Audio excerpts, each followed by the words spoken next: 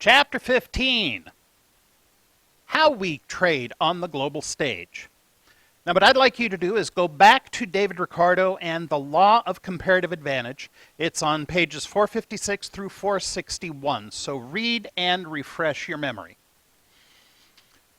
Now, if trade is so great and we all want to trade everything, why don't we? We should just get rid of money. Well, there are some barriers to trade that we have to consider. Natural barriers to trade include transaction costs, the costs involved with setting up the trade in the first place, getting into the marketplace, determining value, negotiating price. All of these are costs, including the time it takes to do it, because time is money, and money is whatever we say it is. There are also transportation costs, the cost of getting goods to where they need to be. You got to get something from point A to point B, you got to pay somebody to get it there for you. The most basic concept of transportation cost is the postal service. If I send you a letter, the transportation cost to deliver that product is, in 2021, 55 cents, not counting the paper, envelope, ink, and, of course, time.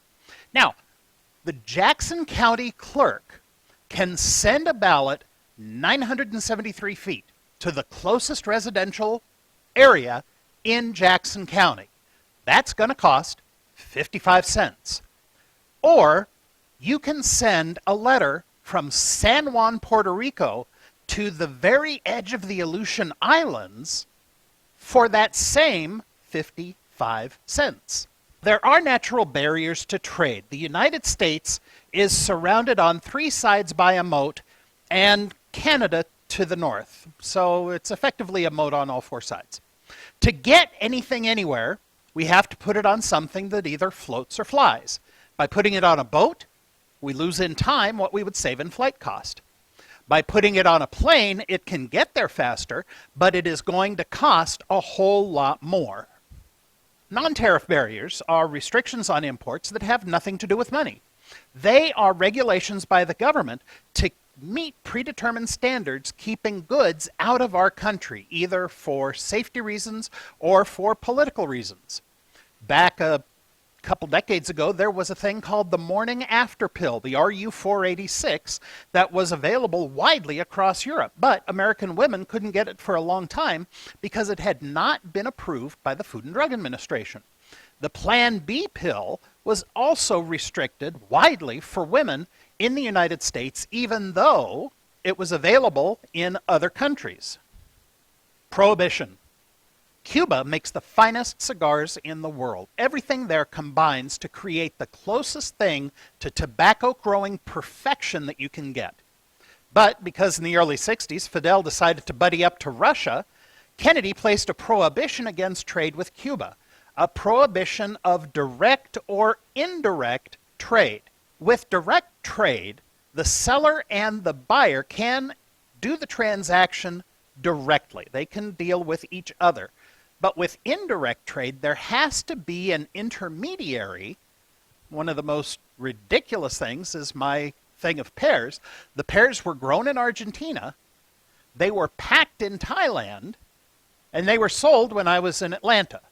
Americans can't go and get Cuban cigars anywhere in America, but they can go to Canada to get a Cuban cigar.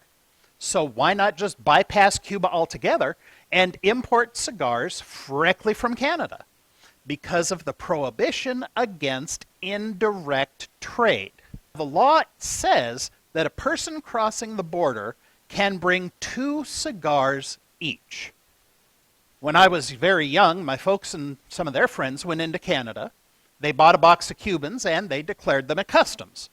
They were informed of the law, and so they worked to devise a plan that circumvented the law.